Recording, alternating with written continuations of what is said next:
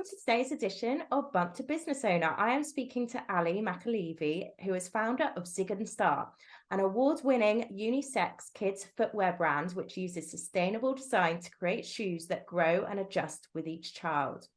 Following a career in fashion and buying, Zig Star was born out of frustration of shoe shopping for Ali's own children.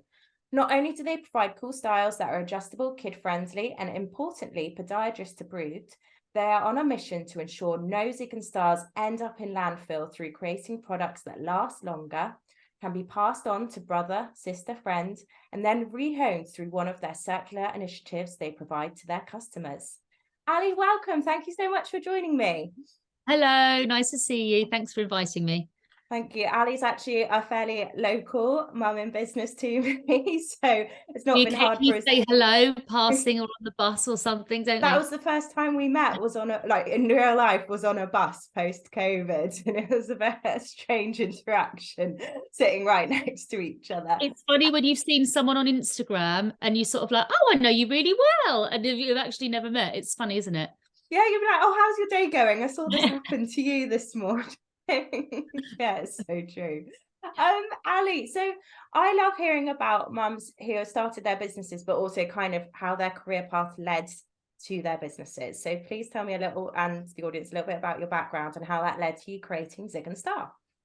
So I started working in fashion in the early noughties. So I worked in fashion for about 20 odd years, and I'm a footwear specialist. That was what my original training was. So I was like product development, buying, sort of worked my way up through sort of, brilliant retailers in high street fashion. My last job was a head of buying, looking after all of non-clothing for Topshop. So that's sort of where my career progressed over time. And I loved it and it was brilliant.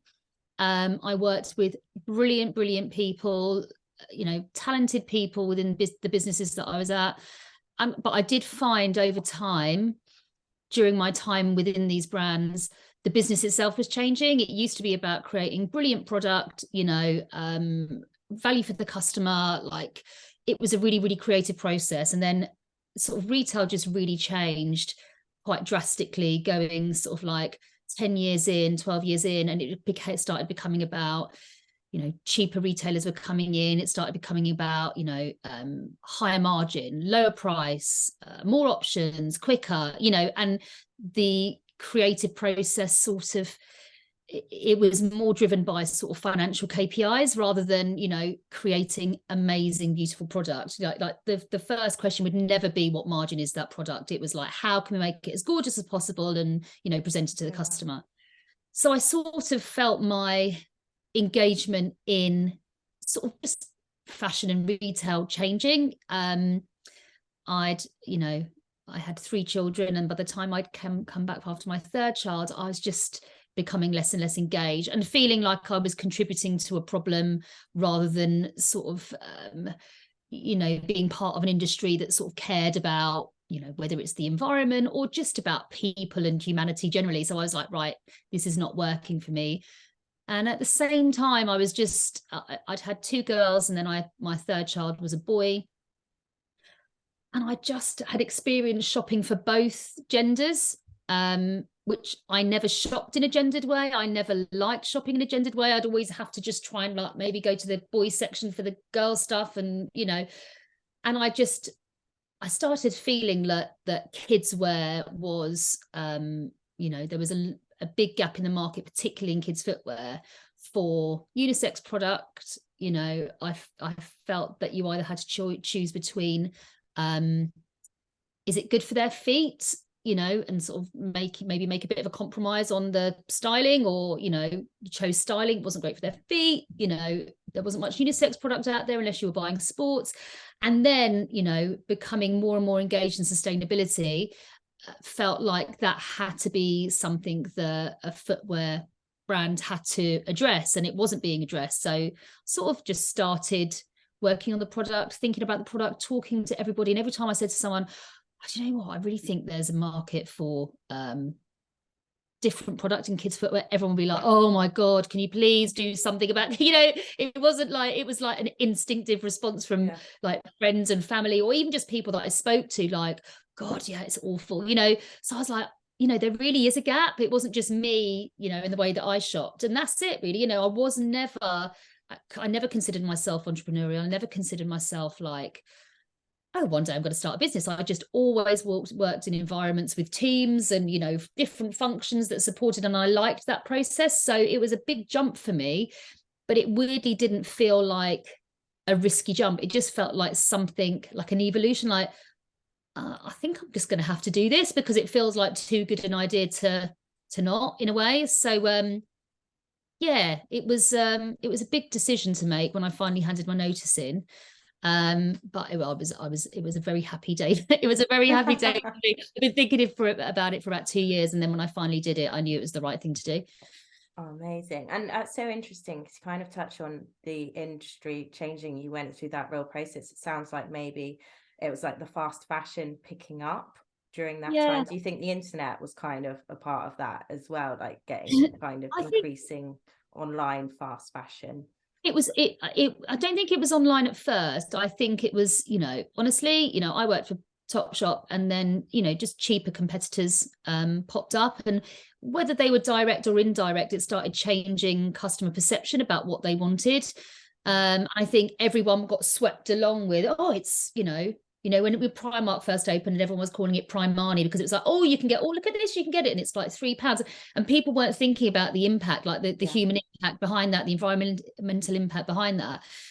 You know, and then obviously at the same time as that was happening, sort of digital and e-com started really changing the face of the British high street. And, you know, I mean, from where we were like 10 years ago to where we are now, it's just, you know, you keep on thinking, well, there can't be a cheaper competitor. And then someone like Shein comes in and it's even cheaper. Then, you know, you think it's just impossible and it's just not sustainable. And I don't mean sustainable in the sense of, you know, the environment. I mean, sustainable in terms of a market of just continually expecting, you know, producers and factories to go cheaper, and not accepting that there is an impact to that. So it was definitely feeling part of that. And I think businesses chased that strategy rather than sticking true to what they were always, you know, known for. And so it's changed. I do think there is, you know, there is change again now happening, but let's see. You know, I think there's lots of small businesses now. I personally would always shop small and pre-loved over a, you know, a high street global business. I just think, you know, my values are more aligned with businesses like that now. Absolutely. And so how long, you know, you talk about handing in your notice was a very happy day. What stage had you got Zig and Star to? Was it still just an idea, or had you got the business to a certain stage where you're like, right, I'm going to go for it? I think there was a couple of things. I had come back from maternity leave. All through my maternity leave with my son, I was thinking, I wasn't thinking, oh, I want to leave my job. I was thinking, oh, I'm really looking forward to going back. But, you know, I feel like there's this idea here. So while I was on maternity leave, I started developing it, talking about it, you know, thinking about what the product was. You know, I had a very distinct idea in my mind of what the product was going to be anyway, because of what I was trying to find for my own kids. It was very quite clear in my mind. Started working on the UK in terms of development. I worked like footwear. If you know, it's quite technical product, but you need to create a last, which just sort of determines the shape of the shoe. So I started working on that in a there's a last maker. There's only one last maker in the UK, and they're the best in the world. They're called Springline. So I started working with those guys, creating my own last. Started doing a few samples and just seeing what it looked like, and then thinking, oh, actually, this looks quite good, and not really thinking it was. I was just still sort of playing, if you like, you know, trying to create something that looked nice and what I was looking for. And then I just started going through that. I engaged with a pediatric podiatrist to start talking about foot development and what was important. And so it was bit by bit. I wasn't sort of just like gung ho. I sort of, actually, that looks quite good. Okay, let's speak to a podiatrist. Let's see what she thinks about the development. Let's see what she thinks about, you know, what's really important in footwear. Bit more sampling. Then I started thinking about the name and what we stood for. And then I started thinking about, you know, adjustability, growth within the shoes, increasing the length of time that kids can wear it, durability. You know, it's a bit by bit. It was sort of like a little, you know, I was sort of going like that. Then I went back to work and my head was just back in work because, you know, working in fashion, you get sucked into the vortex and you don't have time to think about anything else. It's like, it's very, very full on and can be quite stressful. Full time? How many? What kind of I think when I went back after Ziggy, I think I did go back on a 4-day week, but part-time and flexi working was always a battle. And, you know, you had to really drag yourself through appeals and emotional situations. And it was an emotional, you know, conversation. But I think eventually, I think they just thought, third child, I was just like, it's just not possible. I was like, it's not going to be possible. And how many years did you work there by then to try and get that? I think I'd worked there about 8 years, probably. Wow. So yeah, it was, you know, it was always battle. I would like to think it's changing. I think there's certain sectors and certain industries that are much forward thinking in terms of flexible working, but fashion, I would say, is not one of them. Yeah, and I agree think with it's you. changing It's now. Business and it's company and industry, rather than, we can't say everything's changing, unfortunately, Yeah, because there's not the legislation in place for that to be a necessity, is there? yeah. Okay, that's so. And do you think, because it was your third maternity leave, do you think you would have ever started thinking like that on either of your first one, for example? Do you think Definitely not my first? Definitely not my first one, because I was just a bit like, oh my God, what am I doing? I'm getting it wrong. I have no idea. I wouldn't have even had the headspace. I don't know. I mean, maybe I don't know. I think it definitely came from a sort of, at the same time, it came from a bit of a disillusionment with my work, at the same time as having had an experience of shopping for both boys and girls. Well, I think you wouldn't have got that idea at your first, would you? You needed maybe to not, go through maybe it. not. Who knows? But yeah, it's first child was a complete, you know, the maternity leave was a completely different experience. And by the time the third came around, and you sort of know what you're doing a little bit. I mean, no one has all the answers, but you know what you're doing a little bit. And Ziggy absolutely just slotted in with what I was doing. So if I was going up to visit a last maker, you know, he'd just come with me. You know, it wasn't like I'd have to worry about naps. Oh my God, food, or, you know, like, oh, that'll do, it's fine. You know, you'd be doing that at weekends with clubs and things in your first two. Yeah. Oh my God, like on my first maternity leave, I was like, you know, I've got to do Diddy dance and whatever, monkey music and all these different things. And I even did with my second maternity leave. I carried on doing all of those things for my first child. Like the first child got every experience known to man. Second, maybe a little bit less, and by third, it was a little bit like, oh no, it's not. Unfortunately, I've got other stuff going on now. But Ziggy might be a great business person one day. Just yeah. Who knows? Yeah. So yeah, the experience of the different maternity leaves each time was very, very different. And by third, I just think you're just more relaxed, and you know that, well, you've just got more to slot into around, you know, your life becomes more of a juggle, and there's more of stuff going on, whether it's for the first 2 kids or work, or, you know, starting my own business, you know. He had to, unfortunately, you know, rightly or wrongly, that was the decision that I made, to keep my sort of life going in the direction that I felt it needed to go. Well, you can be a better mum if you're doing what you need to do as well, and fulfilling your needs. So I think so. I think equally, if you want to devote, you know, a year of your maternity leave, or however long to really focusing on your child, that's fine too. For us, to be honest, our family, I think we thrive a little bit on chaos. Me and my husband, like, we talk about, like, if there's a difficult decision to take, or we think, well, that's a bit of a trickier one, but let's see. I think we'll more often than not end up taking the more trickier route, like take on more and more and more, and not sort of think it through sort of logistically whether it's going to work or not. And I think that's just the way we are as a family. I think it's just what we do. And potentially quite common with business owners as well. I was talking to another lady about this, and we just, you know, it's like, oh, I've done this. How about this idea? I've had another idea that. Yeah. Like, when's a good time to start a business? It's probably never a good time. Once you've had kids, it's probably never a good time. Like, what I've also realized is, I've got an 11-year-old, a nearly 10-year-old, and a nearly 6-year-old. Wow. And actually, you sort of think, oh, the baby years, I'm out of the baby years. Like, oh, and you do, there's certain things you have a little bit more freedoms with, maybe. But Please tell me actually, you get more sleep. That's all I want. oh, yeah, you do. I mean, but the sleep issues didn't stop at baby. The sleep issues carried on all the way through. Sort of better now. It's only been 10 years, not long. But what I think, you sort of think it's going to be easier, but actually they just have different needs and they need you in different ways. And it's, it doesn't end. I don't see it ending for a long time, and that's great, and I love that. But you could sort of think, oh, I won't start a business until they're at school, or I won't start a business with it. And actually, they're not at home, and I guess that's childcare is one thing, but they still need you in different ways. It's still a challenge of whatever age your kids are, I would say.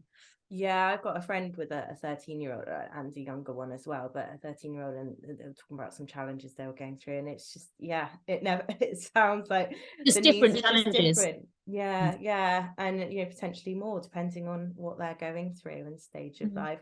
I'd love to hear a little bit. You touched briefly on the name. How did you come up with the name Zig Star? Because I know people love to hear about how businesses get named, because I think that's quite a challenging part.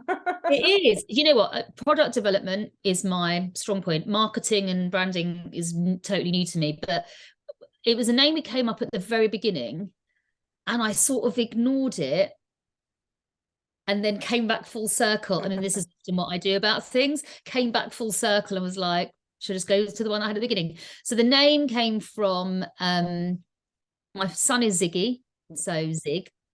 And Star, STAR, are the rest of our initials. So I've got daughter Scarlett, my husband's Tom, I'm Ali, and my daughter's Ray.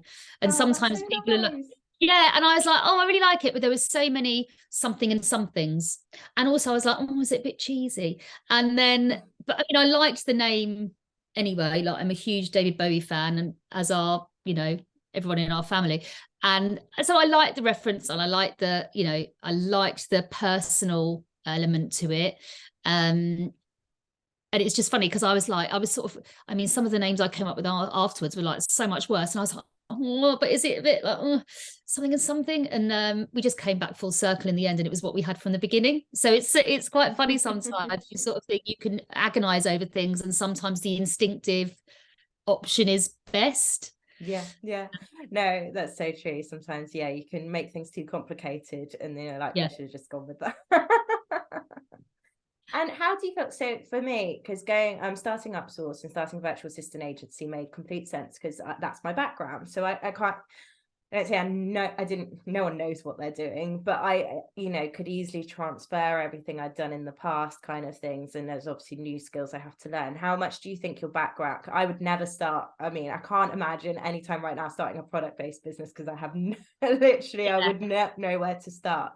So I'd love to hear, like, how do you think was always going to make sense you would start something like a shoe brand or something, because that is what Yeah, I think honestly, starting a shoe brand is difficult.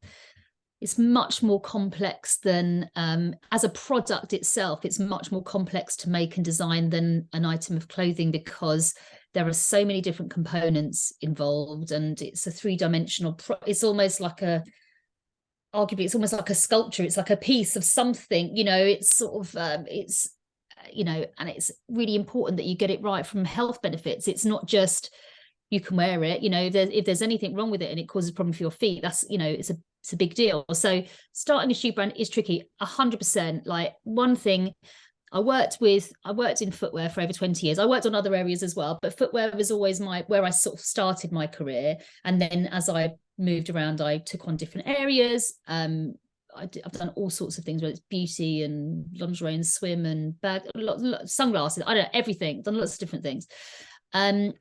But I always had a real affinity with footwear. I really loved it because it was such a unique way of working versus any other category I'd ever worked on. And plus, I'd worked for 20 years with factories all over the world, like everywhere from, you know, when I first started my career, I used to work with lots of factories in the UK, which unfortunately, due to the industry in this country, just disappeared. And there are hardly any left and hardly any doing, I mean, next to nothing doing women's wear or kids wear, mainly sort of men's footwear. So I worked with factories all over the world and I had great contacts. I had an element of expertise. I knew about fitting, I knew about design.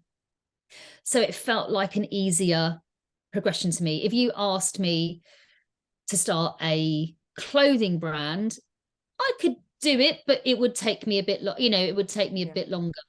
But definitely, I think the connections with factories and things like that made a huge difference. But also, I had an affinity for it, and I think it's definitely, if you see a gap in a market, but it's not your area of expertise, obviously you can pull in expertise, you can do that, that's not an issue, but it definitely made it an easier transition for me. You know, I got support from like people that I knew within the industry. I could call on, like, what do you think about this, or what do you think about, you know, that method of production or that material, or, you know, there were sort of elements of experience that sort of made things easier. Not to discourage anyone from starting a footwear brand, please do, but it's tricky. It's a tricky one.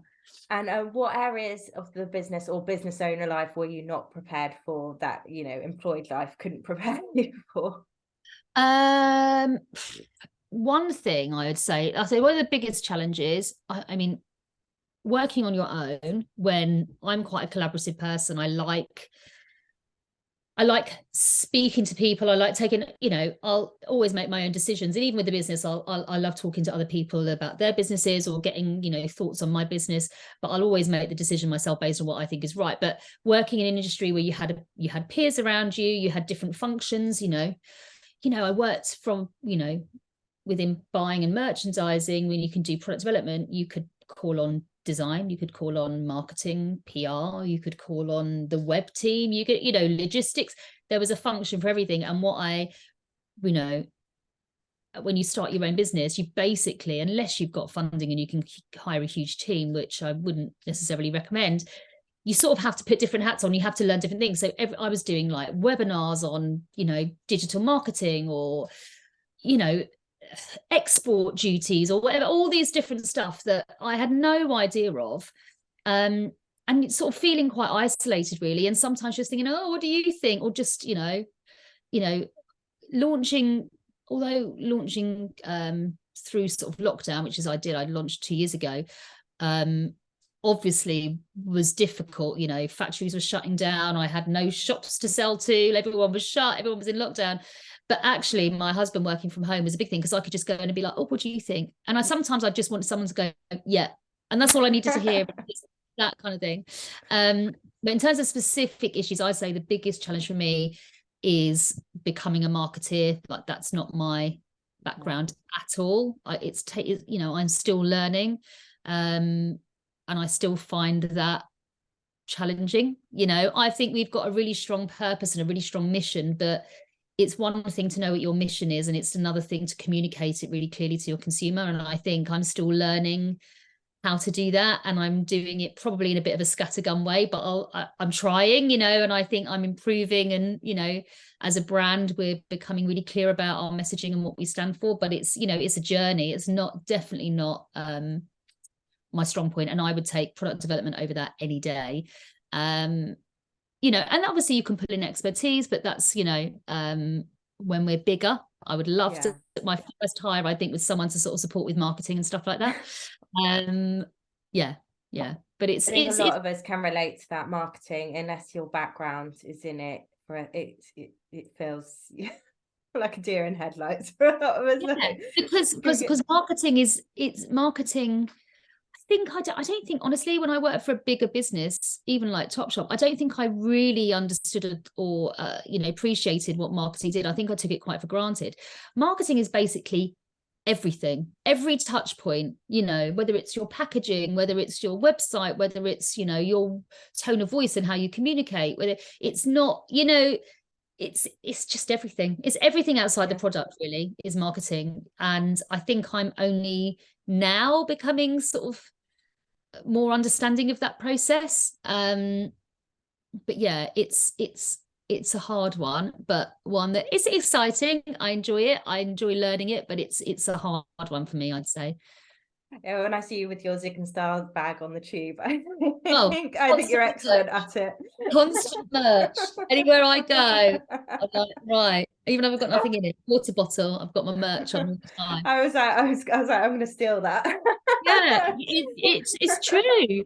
It's true. And actually, you know, when people have bought, like, we've got a tote bag, and I'll get people saying, "Oh, spotted," and they'll send me a photo. But look, I spotted this in Oh. wherever, and I'm like, "Oh, that's nice. It's getting around. It is. It's good." And that's really exciting for you to be like, someone in some random place has spotted your brand. Yeah, or So spotted my shoes and they've taken a photo and be like, "Oh, my kid's party," and so I don't know these people, but they've got your shoes on. I'm like, "Yay!" And I'd love for you to tell us a little bit more about Zig and Star's mission, because I love the fact you are a purpose-led business, and I think more and more women starting businesses, that is what we all have in mind. We want to like leave the world in a better place than we found it. We're not just there for profit, whether it's treating people better or leaving the planet better. So tell us a bit more about what your aim is with Zig and Star. Well, there is obviously, our focus is on sustainable design and circularity. I think there's two ways that I came to it, really. One was wanting to have a more positive impact on the world, but two, sort of having been through the process of having 3 kids, it's kids grow quickly and there's so much waste, and we have a waste crisis globally in the world where, you know, a horrifying stat is probably about 24-25 billion pairs of shoes are made each year, and about the same amount ends up in landfill, because what do you do with them? Go to charity, get chucked in the bin? Like, where do you recycle them? Like, people don't have access to that, and there isn't really the facilities or the, you know, capabilities to recycle shoes. So it's a horrifying thing, and it's just like, it's also wasteful and it costs money. So basically, when I say we, it's the royal we, it's me, there's no one else. When I was designing the product, it was, okay, how can we make this as adjustable as possible? So we use it's not, you know, rocket science. We just put a little hidden midsole under all of our leather and memory foam in socks, and when you remove it, you know, if the shoes get a little bit tight, you remove it.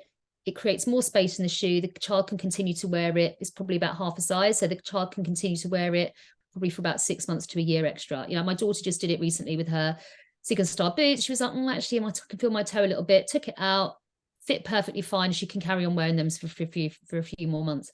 So it was, you know, adjustability.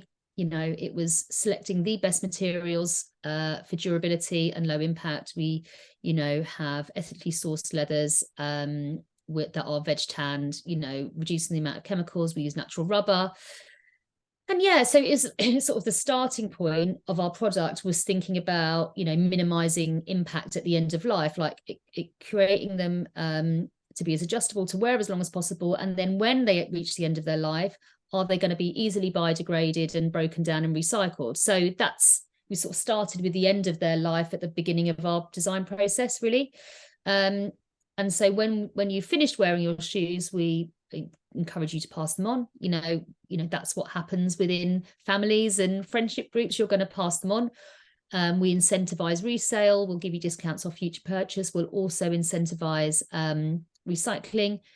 Send back your shoes for free and we'll recycle them free of charge, and we'll give you discounts off future purchase. And we do the same with donation. We work with a brilliant charity called Sale Shoes, and they, you know, work with very specific projects all over the world for kids, giving kids the opportunity to get shoes where they would otherwise go without, where they wouldn't be able to go to school unless they had shoes. You know, giving kids the opportunity to have quite a big impact on their lives, even though it's just a pair of shoes. So, and so the mission was like, we don't see there should be any reason, you know, for any of our shoes to end up in landfill. We know people want to behave more sustainably. We know people are more conscious of their impact, but we also know that people are time poor, and we know that people are price conscious. We're going through a cost of living crisis. So it's like, we're encouraging circularity and making it easy. We're not charging you for the process. We're not charging more on our products. We're just trying to make it part and parcel of everything we do. So it's an easy choice for the customer. I think customers are savvy now. Yes, they want to behave more sustainably, but they can shop around. And, you know, so it's making consuming more consciously as easy and efficient and, you know, low cost as possible, really. That's how we approach it. And like you're saying, we don't measure ourselves by, you know, I'm early days in my business. We've only been going 2 years, and I don't know really what cost it will, impact it will be on me to recycle all these shoes. But I know this is how I want my business to be.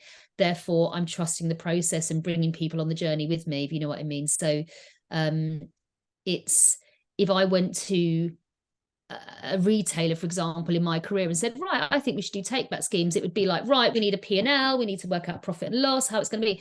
Whereas I'm just building it in from the beginning, and this is just how it is, you know. And if you want to do business with us, this is how we operate, and not letting any financials waver that.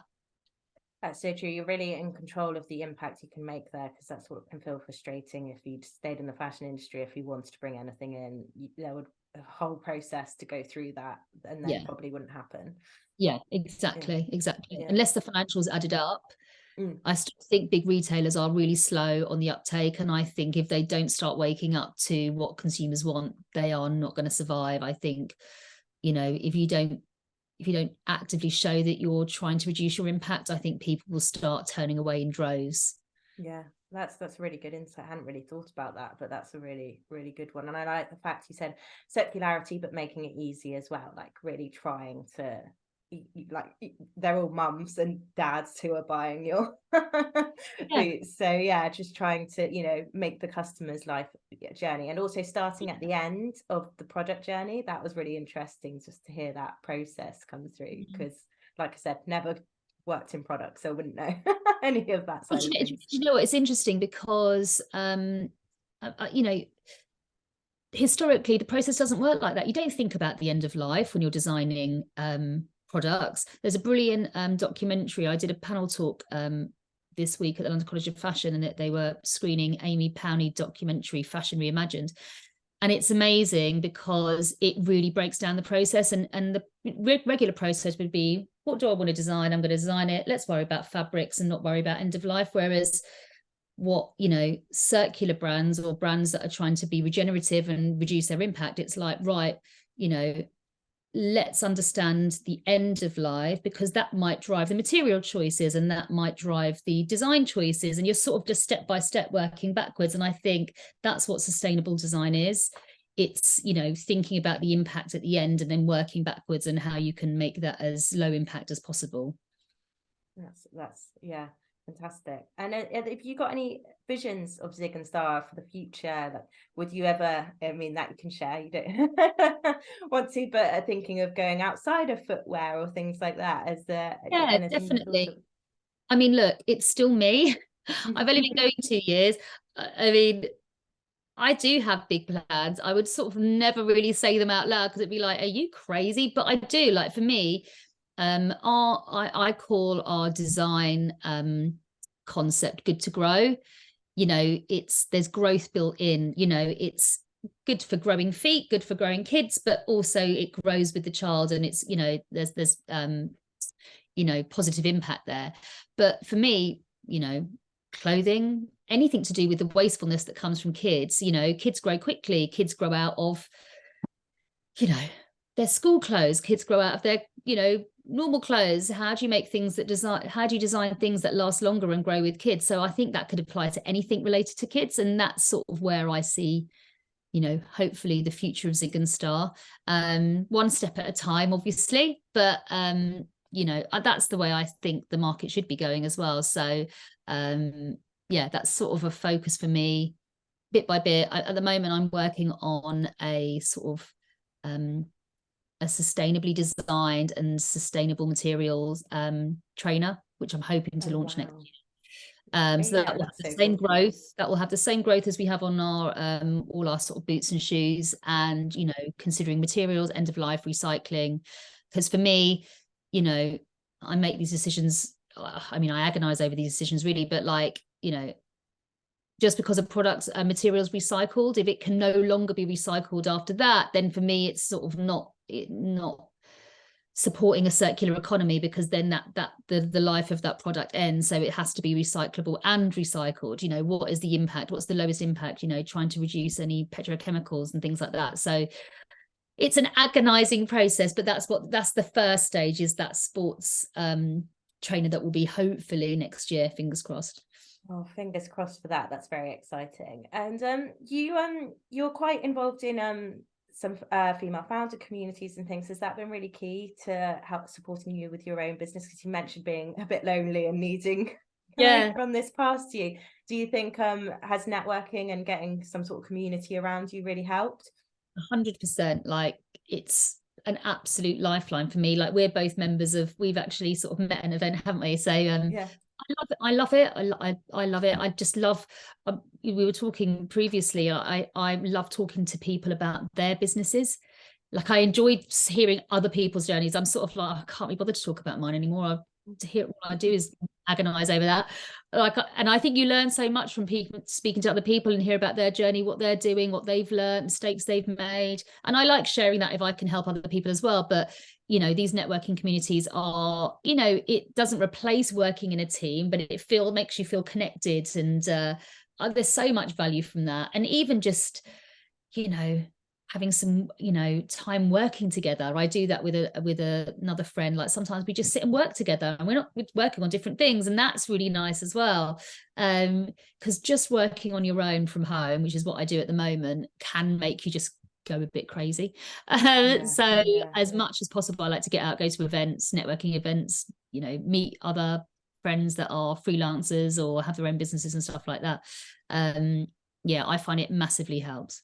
Definitely, I couldn't agree more. And it's so true. And I was going to ask another question. So just on like you mentioned working at home, do you tend to work? I think people like kind of go into mums go into starting a business thinking they'll maybe get this flexible lifestyle. Sometimes you do, but the hours, we know if you're putting in for a business, it's a lot of hours.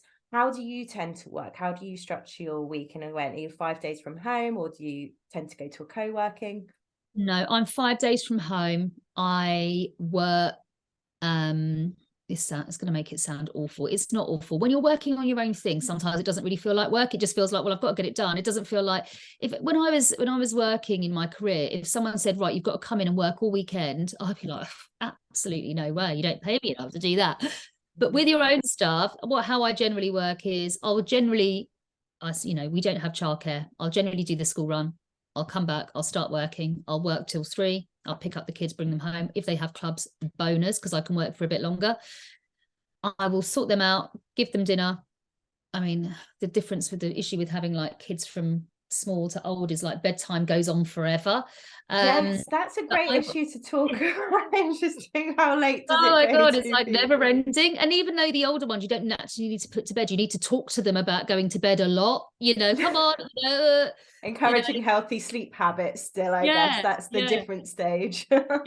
So and I basically just work every night. I work every night until I go to bed. And if I've got a lot on, I will sometimes, I mean, I don't like going to bed very late, but I'll sometimes work late. And often at the weekend, like, obviously we have family time at the weekend. We do lots of lovely things. We visit friends, we do nice things, but more often than not, there'll be a chunk of the weekend where I'll just take myself away and just catch up on a bit of stuff, get some prep ready for the next week. Honestly, I'm not a very organized worker. I could probably do with a bit more structure, but I feel like my brain doesn't really work that way. I'm a bit like ideas and I need to do that. Well, that's a good idea. Let's do that. So I will just try and carve out time, but I can't fit it into 9 till 3. It's just such a short day. So I just have to find other ways of making it work. Yeah, yeah. No, it's because we've got similar patterns, apart from my youngest isn't at school yet. So I have like a mummy day with him. But do you ever feel, I don't know, I had this recently because I do work every evening pretty much as well. I try to say I don't, but in reality is I do, because I'm like, oh, well, I had to finish at 2:30 to do Yeah, this. And yeah, but do you ever think sometimes, right, I can't work tonight. I do just need yeah, to watch a film, watch yeah, Netflix and chill. yeah. And sometimes I do, and do you know what? More often than not, I have my computer and I'll do a few things, and sometimes I'll be like, right, I'm done now, and I'll have an intention to do a bit of work, and sometimes you do need to have those times out. And even some, and you know what, sometimes when I'm looking at my week, like at the moment, I'd say for the last 6 weeks I've been out a lot during the week as well. Yeah. So actually I've been getting, it might be networking, it might be going to do a talk, it might be going to meet people or mentor people. And actually, that for me is a break. In a way, it's like, oh, I'm not sort of sitting there like, going through my to-do list. And then I will be like, oh, I'll come back and I'll feel refreshed. I'll be like, right, I'm going to get loads done and in the space of a couple of hours and not go to bed late, So you just have to be adaptable and flexible. And look, people find different things that work for them, but that works for me. Sometimes I might not I might have a day where I don't do any work during the day. I actually find that I sort of don't warm up till like a Tuesday or a Wednesday, and then I'm like, right, I've got those, so learning that actually probably is something that would be quite valuable. I think I could probably be more tuned in to how I work best, and actually booking things in for Monday and Tuesday, being out of work, and then I work better under a bit of time pressure as well. So if I know, oh God, I've only got 2 days to get everything done, I'll get it done, rather than like procrastinating and getting pulled off onto other things that, help me lose focus. So, but yeah, you've just got to do what works for you. But for me, it can't be a structured week, because family life isn't like that, so you just have to find those pockets of time where you can. That's such an excellent point as well, as the family life and find pockets where you can, but also how you work and embracing that. So I think quite often, if you take a day to be with a toddler or something, often people do. I have had a school mum say, oh, it's weird you do a Wednesday, not a Monday or a Friday. And it's like, I will be stressed over the weekend if I don't work on a Friday, and a Monday I'll spend the whole day stressed not doing priorities. So Wednesday it is.